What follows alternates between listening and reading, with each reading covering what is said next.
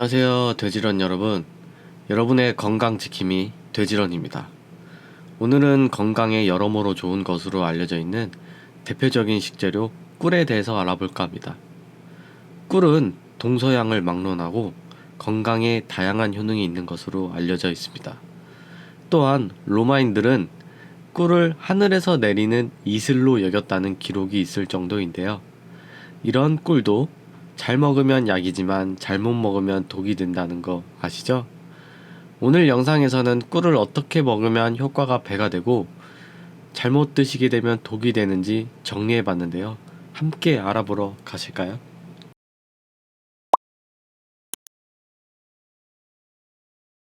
먼저 꿀의 궁합을 알아보기 전에 꿀이 우리 몸에 어떻게 좋은지 간단하게 설명해 드리겠습니다.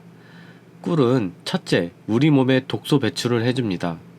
음주나 스트레스, 피로, 잘못된 식습관 등으로 인해 몸속에 쌓인 독소나 노폐물 배출에 효과가 있는데요. 따뜻한 꿀물 한 잔을 꾸준히 마셔주면 독소 배출에 아주 좋다고 합니다. 여기에 레몬즙을 조금 섞어 마시면 해독작용을 높일 수 있는데, 레몬에는 이뇨 효과가 있어 몸 안에 쌓인 노폐물의 배출을 촉진시켜주기 때문에 꿀과 레몬의 궁합은 아주 좋습니다. 두 번째로 꿀은 피부 미용에 아주 좋습니다. 많은 사람들이 꿀을 통해 피부 미용 효과를 톡톡히 보고 있는데요. 꿀은 우리 몸에 해독작용을 하는 것과 같은 원리로 피부를 정화시키는 작용을 합니다. 꿀의 항생 효과 때문인데요. 꿀을 얼굴에 바르면 얼굴색이 밝아지면서 깨끗하고 밝은 피부를 가질 수 있다고 합니다. 이 외에도 보습 효과도 뛰어나다고 합니다. 세 번째로는 요즘 아주 좋은 효과인데요. 바로 다이어트에 아주 좋습니다. 다이어트 할 때 단 음식이 너무 먹고 싶다면 꿀을 한번 드셔보시는 걸 추천드릴게요. 꿀은 당분의 함량이 높지만 인공적으로 만들어진 설탕과는 다릅니다. 천연꿀은 과당과 포도당의 단당류로 구성되어 있어 포만감을 주고 단 것을 억제해주는 효과가 있다고 합니다. 네 번째 효과로는 피로회복에 아주 좋습니다.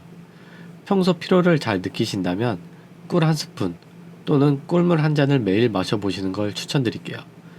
꿀은 산화방지제가 풍부하게 함유되어 있어 혈액 내의 당도 수치 및 인슐린 수치를 오래 유지시키는 효과가 있습니다. 꿀에는 한 큰술당 약 17g의 탄수화물이 함유되어 있는데, 이 정도의 양은 피곤한 몸을 회복시키는데 충분한 양이라고 합니다. 피로를 느낄 때 외에도 운동 직전에 섭취해도 아주 좋습니다.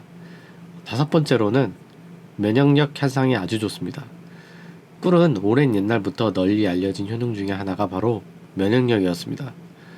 꿀에는 비타민과 미네랄을 비롯해 각종 효소가 풍부하게 함유되어 있으며 다수의 연구 결과를 통해 꿀의 항생 효과가 입증되기도 했습니다. 몸속의 박테리아가 꿀과 직접 접촉하면 바로 죽는데, 이는 삼투압 효과 덕분이라고 합니다. 여섯 번째로는 콜레스테롤 수치 저하에 아주 좋습니다. 꿀에는 콜레스테롤 수치 저하 효능도 있는데요. 평소 콜레스테롤 수치가 높으시다면 꾸준히 꿀을 섭취해 보시는 걸 추천해 드릴게요.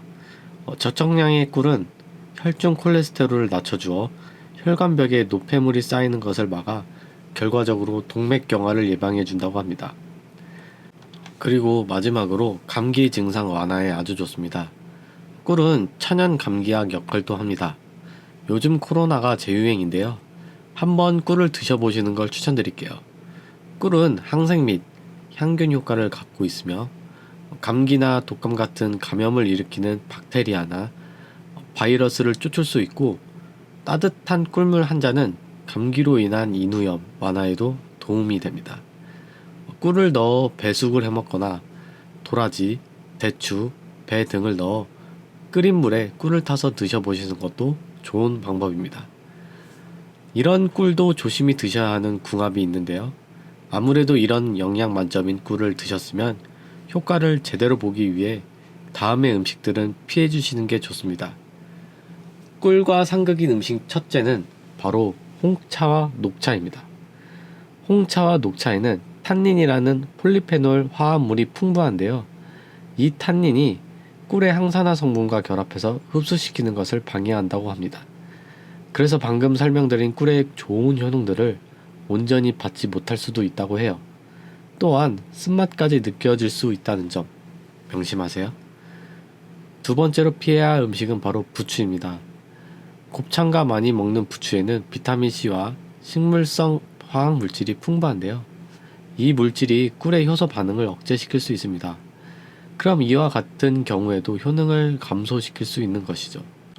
부추 안에 들어있는 섬유질이 꿀의 소화효소랑 만나면 과도한 소화를 유발해서 오히려 복통이나 설사를 유발할 수 있다고 해요. 해서 조심히 드시는 걸 추천드릴게요. 세 번째 꿀과 안 좋은 궁합은 두유와 같은 콩 제품입니다. 콩 제품에는 단백질이 풍부하고 꿀에는 유기산이 풍부한데요. 둘이 만나면 단백질이 응고되어서 소화가 어려워집니다. 배가 아플 수도 있고 화장실을 들락날락 하게 될 수도 있습니다. 정말 상극이에요. 꿀 두유가 없는 데는 이유가 있었겠죠? 네 번째로 피해야 할 조합은 바로 생강입니다. 생강도 함께 먹으면 안 좋은 음식 중 하나인데요. 진저롤이라는 화합물이 풍부한 생강은 항염 효과를 방해할 수 있습니다. 그리고 생강에는 혈액 응고를 방지하는 효과가 있거든요. 그래서 함께 먹으면 출혈 위험을 높일 수 있답니다. 마지막으로 안 좋은 궁합은 바로 마늘입니다.